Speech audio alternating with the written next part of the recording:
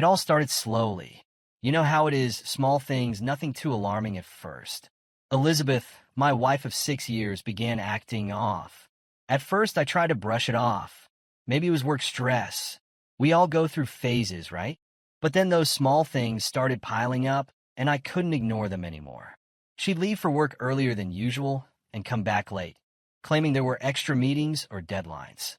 I'd be sitting there, waiting for her to come home, and when she finally did, she'd barely acknowledge me. She was always glued to her phone, her face lit up by the screen while I sat across from her, feeling invisible. The laughter that used to fill our house gone, replaced by cold silence. I'm not proud of it, but one night, curiosity got the better of me. She'd left her phone on the kitchen counter, and as I was cleaning up, I noticed a message pop up. It was a short one, something like, "Can't wait to see you." My heart sank. I wasn't supposed to see it, but I did. The smile on her face when she read that message. I hadn't seen her smile like that in months. Not around me, at least. That's when the doubts started to creep in. At first, I tried to convince myself that it was nothing. Maybe a friend from work. Maybe a harmless conversation. But the anxiety, it grew like a poison, eating away at me day by day. The change in her behavior wasn't just in my head. There was something else going on, and I couldn't shake the feeling that it wasn't good.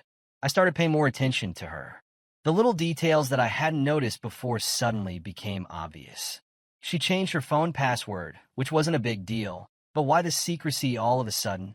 We used to be open about everything.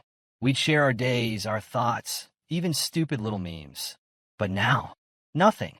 The affection that used to flow so easily between us was gone. Every attempt at intimacy was met with a cold shoulder or some excuse about being too tired. I tried to chalk it up to stress or maybe something personal she wasn't ready to talk about, but that excuse wore thin after a while. The distance between us grew, and I found myself lying awake at night, staring at the ceiling, wondering where it had all gone wrong. And then came the rumors. You know how mutual friends can be. Sometimes they mean well, but when you hear something like, "Oh, I saw Elizabeth having lunch with that guy from her office," it sticks with you. The same guy, over and over again. I didn't want to believe it at first. Hell, I didn't want to be the paranoid husband who thought every interaction was something more. But when the same name kept coming up in different conversations, I couldn't ignore it anymore. I felt like I was going crazy. There was no way I could just come out and accuse her. What if I was wrong? What if I was just imagining it all? But what if I wasn't? That's when I turned to Sophie. Sophie lived next door. We'd been neighbors for years, and she was always a friendly face. She'd gone through a rough divorce a couple of years back, so I figured if anyone could give me some perspective, it was her. We were having coffee on my porch one afternoon when I brought it up. I didn't dive right into it. I'm not that blunt, but I kind of danced around the subject, mentioning how Elizabeth had been distant lately, how I wasn't sure what to think. Sophie didn't say much at first, just listened. Then she hit me with a question that stuck with me. "Do you trust her?" I remember being quiet for a long moment. The truth was I didn't know anymore. I wanted to, but that seed of doubt had already taken root.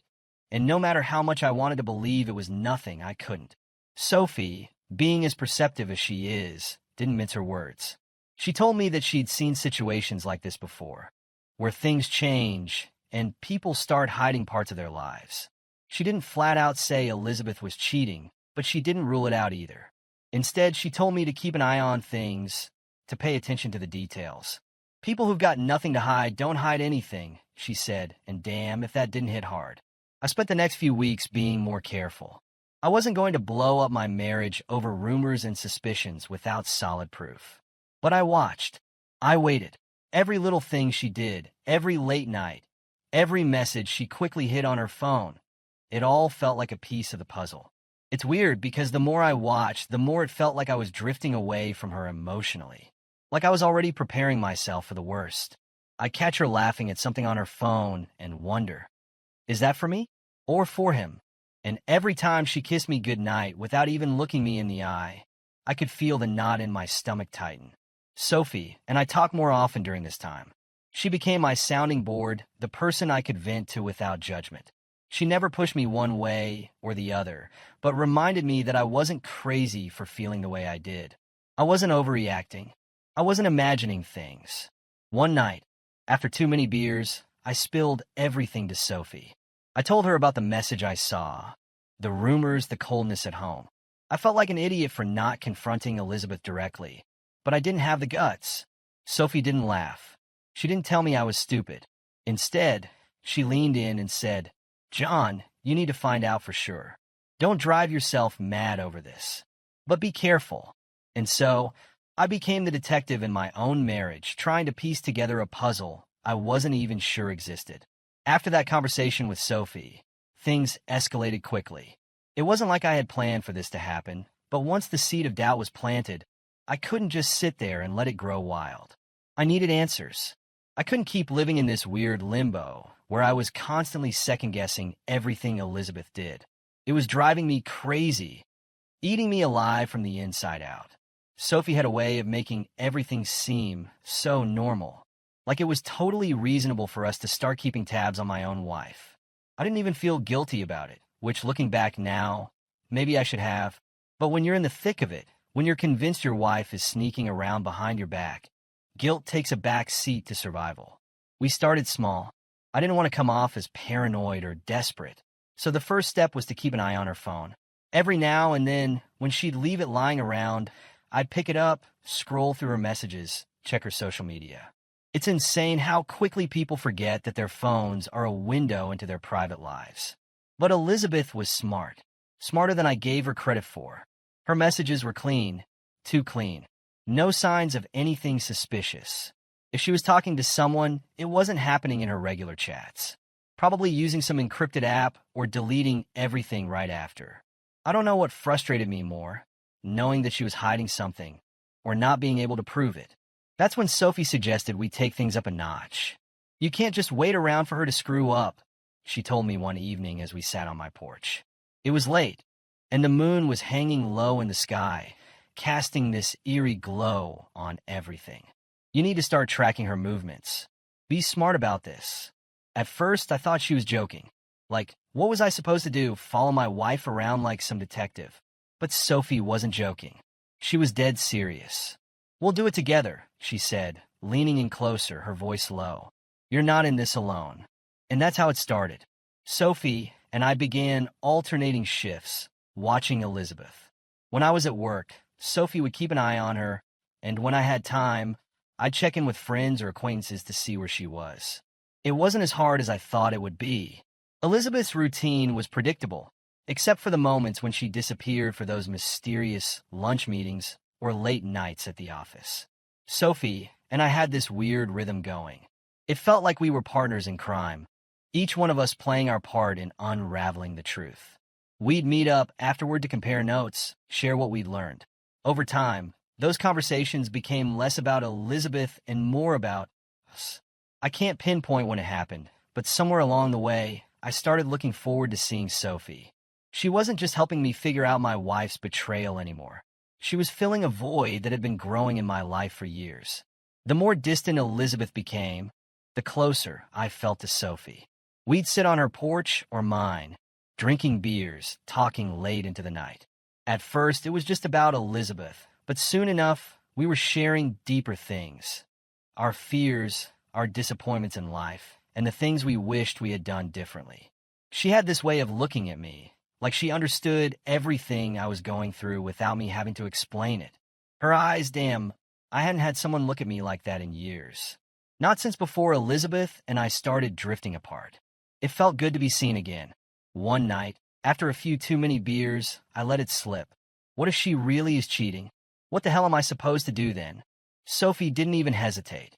"You don't just catch her," she said, leaning closer, her voice almost a whisper. "You get your own satisfaction. You deserve it, John. After everything she's put you through." Her words hit me like a freight train. The idea of revenge, of turning the tables on Elizabeth, hadn't even crossed my mind until then. But once Sophie planted that seed, I couldn't stop thinking about it. Why the hell should I be the one sitting here, tortured by her betrayal, while she's out there living her best life with some other guy? It wasn't fair. I deserved better than that. The more time I spent with Sophie, the more I realized how much I'd been missing in my marriage.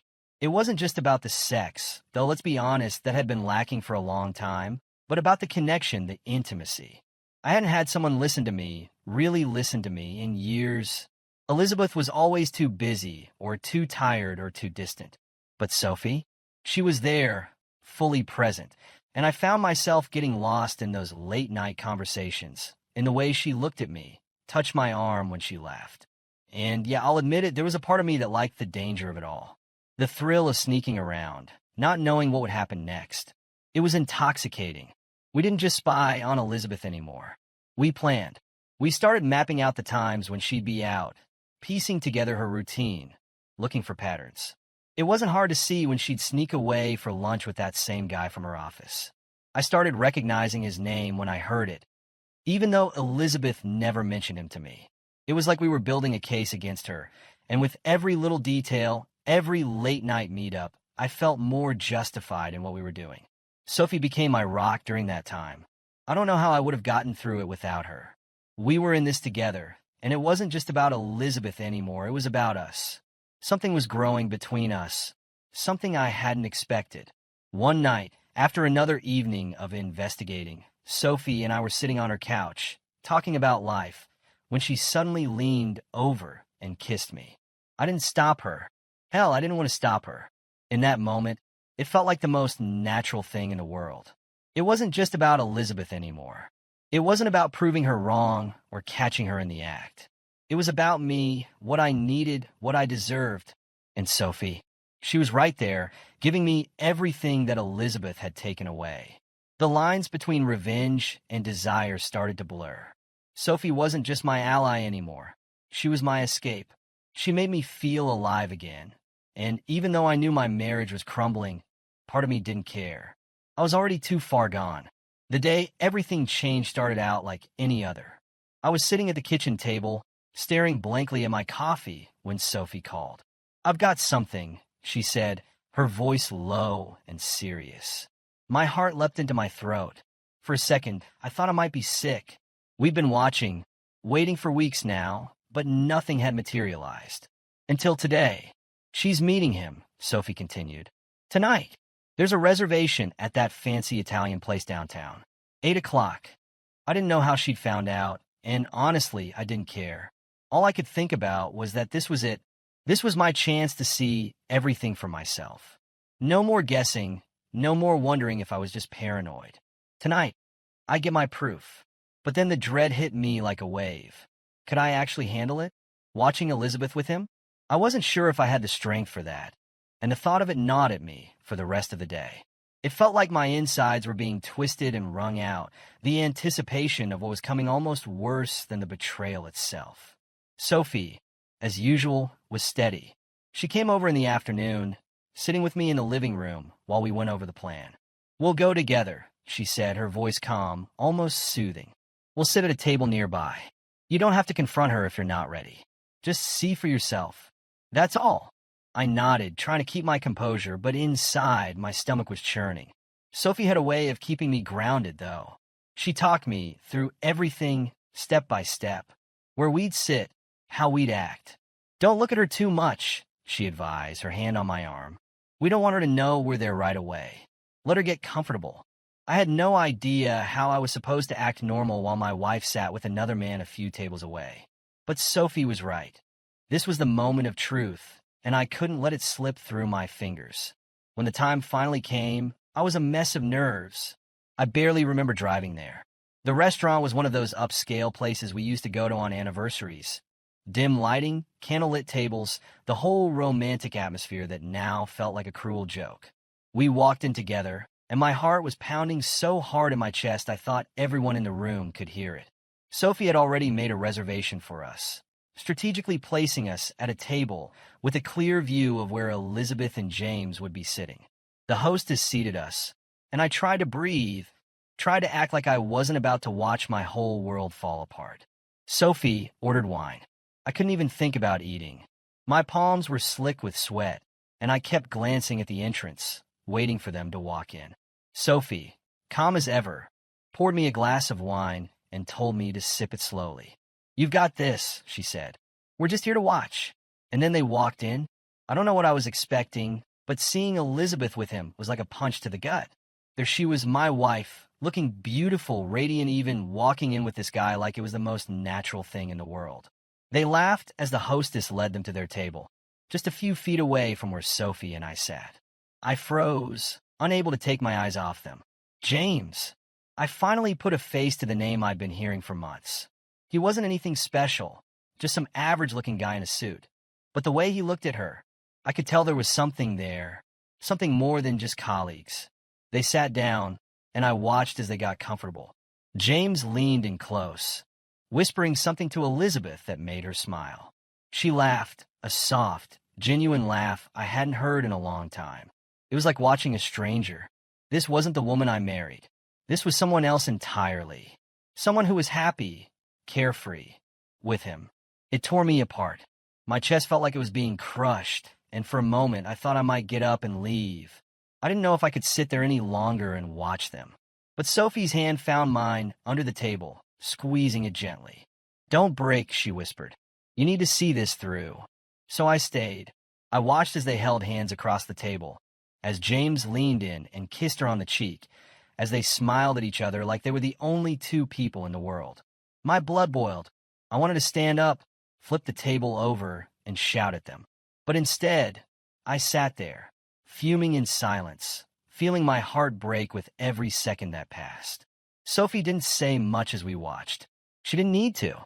Her presence was enough to keep me grounded, to remind me that I wasn't alone in this. Every so often, she'd lean over and whisper something in my ear, calming me down when my rage threatened to spill over. And then at some point during the dinner, she dropped the suggestion. "You know," she said, her voice low and almost playful, "if you really want to get to her, maybe it's time we made our move." I turned to look at her, unsure of what she meant.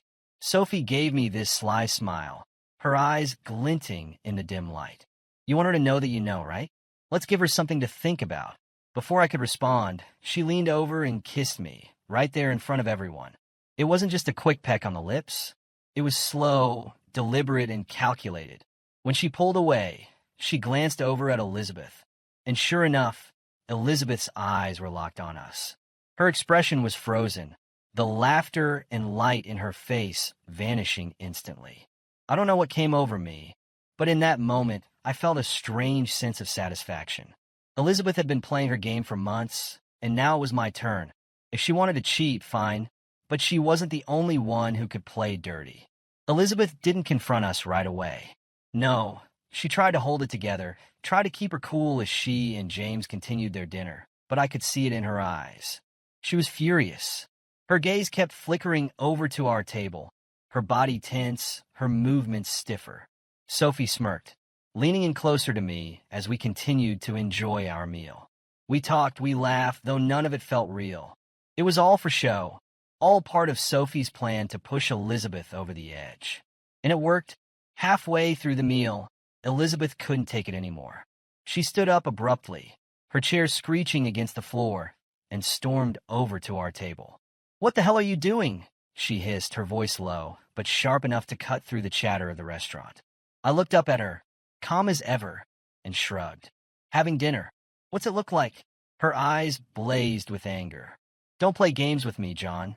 But this time, I wasn't the one playing games.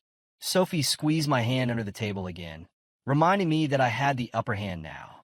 Elizabeth's world was about to come crashing down, just like mine had months ago.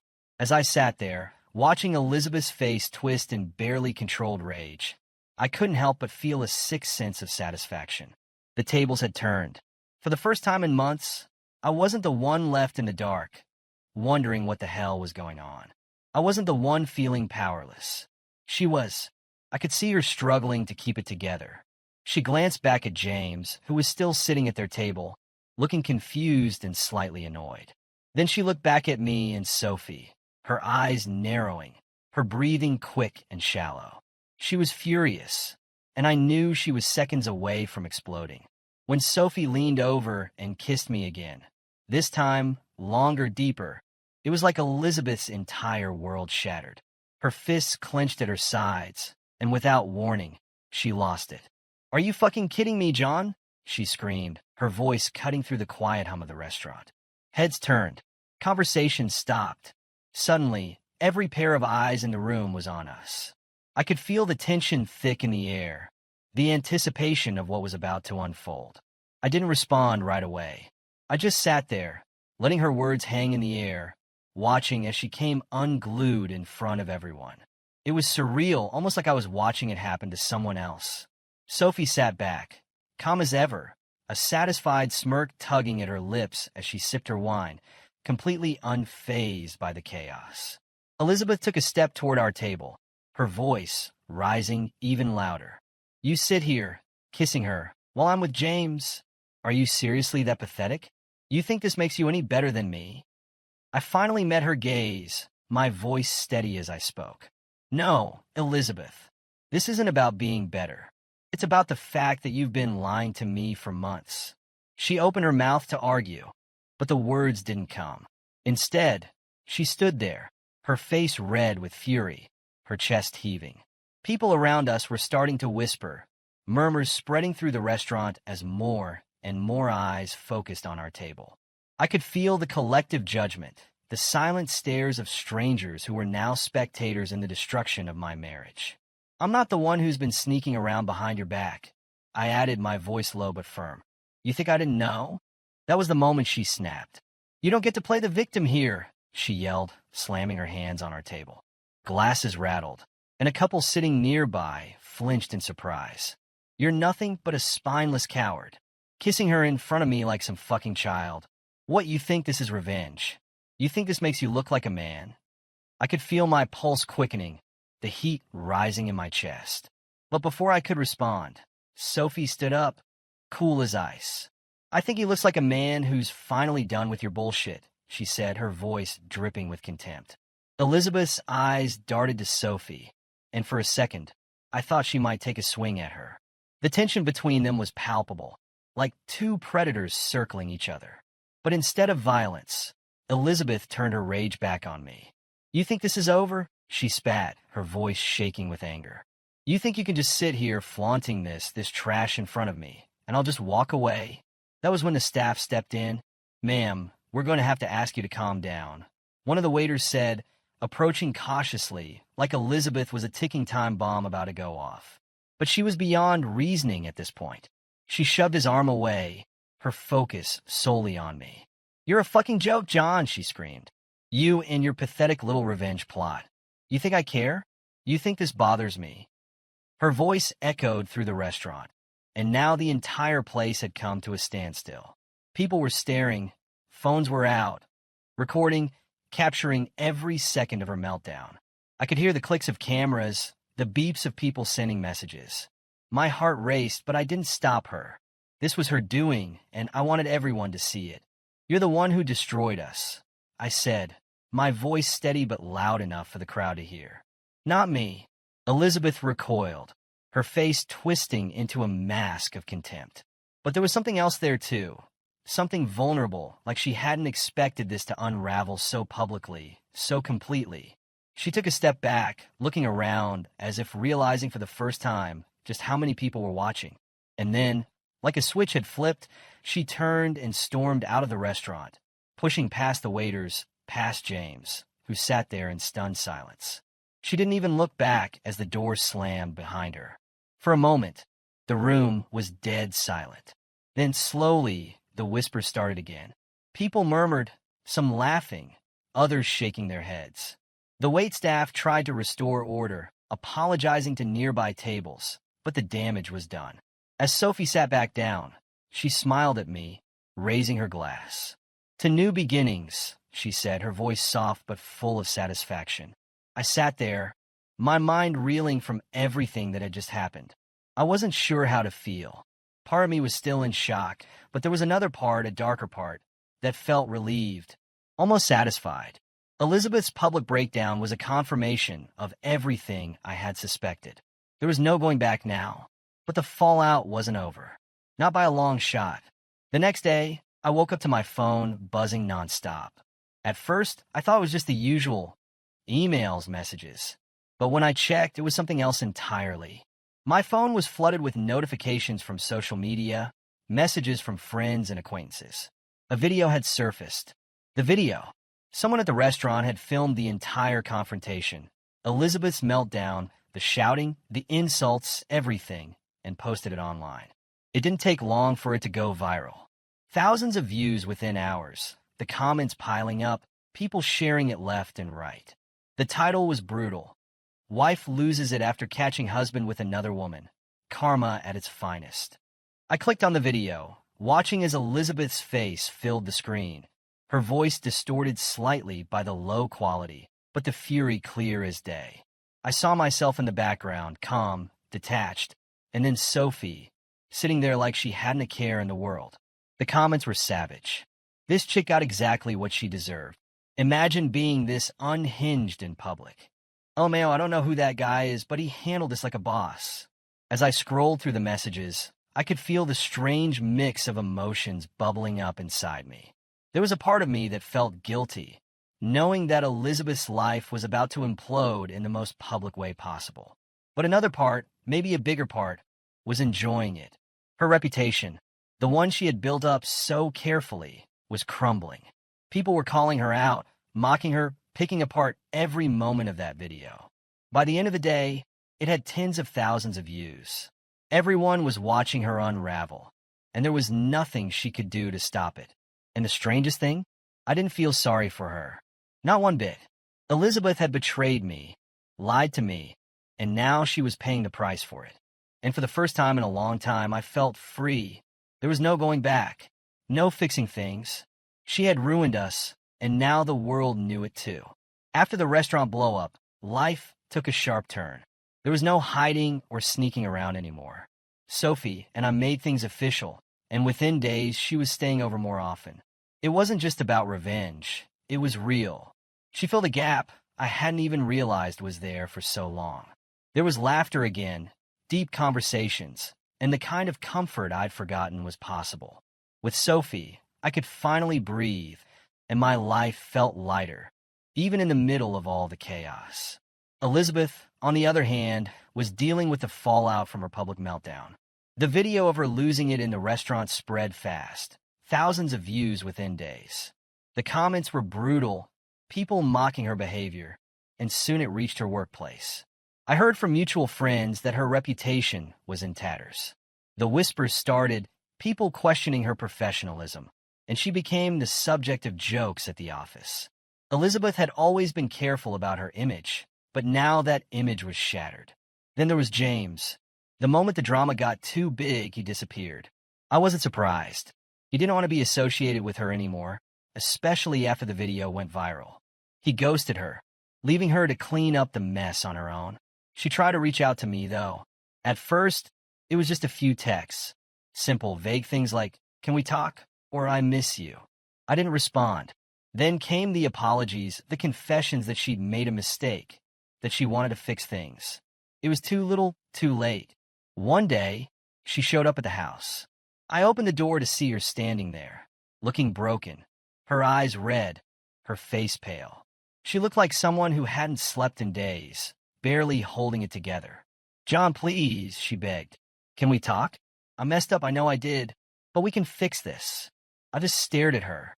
The woman standing on my porch wasn't the confident, put-together Elizabeth the first once knew. She looked desperate, pathetic even. "There's nothing left to fix," I said, my voice cold. I didn't feel angry anymore. Just done. Her eyes flicked to the inside of the house, and that's when Sophie walked into the room, casually putting an arm around me. Elizabeth's face dropped. She knew it was over then. The tears stopped, her expression hardening. Without another word, she turned and walked away, and just like that, the last bit of hope she had was gone. After that, Elizabeth didn't try contacting me again. The text stopped, the calls stopped. She was on her own. From what I heard, things weren't going well for her. Her job was in jeopardy, her friends were keeping their distance, and James had completely ghosted her. The life she had built was falling apart, all because of her own choices. Meanwhile, my life with Sophie was solid. She wasn't just someone I'd teamed up with to get back at Elizabeth. She was someone I genuinely cared about. We built a life together, and it felt right. It was easy, it was fun, and for the first time in years, I felt like I had something to look forward to again. Elizabeth was just a memory now, a part of my past that I'd finally left behind. And as I moved forward with Sophie, I realized how much better off I was without her. It's funny how things work out, isn't it? If you'd asked me a year ago where I saw myself, I never would have guessed it would end like this. Sitting here now with Sophie by my side, I've had a lot of time to think about everything, about how far things went, about the choices I made, and about the man I became in the process. Revenge was never the plan, at least not in the beginning. I just wanted the truth. I wanted to know what had happened to my marriage, to the woman I thought I knew. But once Sophie and I started digging, once I saw the truth for what it was, it became more than that. It became about getting even, about taking back control of a situation where I'd felt so powerless. And I did. I got my revenge. Watching Elizabeth's life unravel, seeing the pain on her face as she realized I wasn't the fool she thought I was, it felt good. It felt right. For a while. But now, as I look back on it, I wonder if it was really worth it. Was it worth the mess, the anger, the public drama? Could things have been different if we had been honest with each other from the start? If we'd actually communicated, maybe we wouldn't have ended up here. Maybe the betrayal wouldn't have hit so hard. Maybe I wouldn't have felt the need to go to such lengths to expose her. But life doesn't work like that. We made our choices, and we're both living with the consequences. Elizabeth, I think about her sometimes, not in a way that makes me miss her, but in a way that makes me wonder if she's learned anything from all of this. The last I heard, she was still trying to pick up the pieces of her life. She's alone now, struggling to rebuild her career, her friendships, her reputation. I guess part of me does feel a little bad for her. Not because she didn't deserve it. She did, but because I know what it's like to lose everything you thought was solid. There's no satisfaction in knowing she's suffering, not anymore. The satisfaction came in the moment, when the video went viral, when the whispers started at her office, when her lover James ghosted her like she was nothing. But now, I moved past it. The anger, the resentment, it doesn't have the same hold on me that it used to. I've found something better, something real with Sophie. And that's what matters. Sophie, she's been my anchor through all of this. What started as a bond over shared pain turned into something much deeper. She's not just the woman who helped me catch my wife in a lie. She's the woman who's given me a new reason to look forward to life again. With her, I don't have to pretend. There are no secrets, no hidden agendas. Just us moving forward, building something new. It's strange how betrayal can open up possibilities you never imagined. If Elizabeth hadn't cheated, if we hadn't gone through that mess, maybe I'd still be stuck in a loveless marriage, blind to the fact that I deserve more. Sophie showed me that. She reminded me that life doesn't have to be about pain and resentment. It can be about growth, about finding someone who truly sees you, who makes you feel like you matter. I think that's what I'll carry with me from all of this. Not the revenge, not the satisfaction of watching Elizabeth's life fall apart, but the realization that sometimes you have to go through hell to find your way back to happiness. It wasn't pretty, and it sure as hell wasn't easy, but I came out the other side stronger. Wiser, maybe. I learned that I can't control what people do, but I can control how I respond to it. And I chose to move on, to let go of the bitterness, and to embrace the new chapter of my life. As for Elizabeth, I don't know where she'll end up. She's still out there trying to fix what she broke. Maybe she'll find a way to put the pieces back together. Maybe she won't. Either way, it's not my problem anymore. I'm done looking back. The last time I saw her, standing on my porch with tears in her eyes, I realized something. She wasn't the villain of my story. She was just another flawed person, like me, who made terrible choices. We both did. But the difference is I've learned from mine. I've moved on. She's still stuck in the consequences of hers. So here I am, sitting in my house, no, our house with Sophie. The woman who helped me through the darkest time in my life is now the light I never knew I needed. We've built something good, something strong. And as I look toward the future, I can't help but feel like I've finally found my peace. It's funny, isn't it? How life throws curveballs at you when you least expect it. But sometimes those curveballs lead to something better. And for the first time in a long time, I'm not looking back in anger or regret. I'm just looking forward,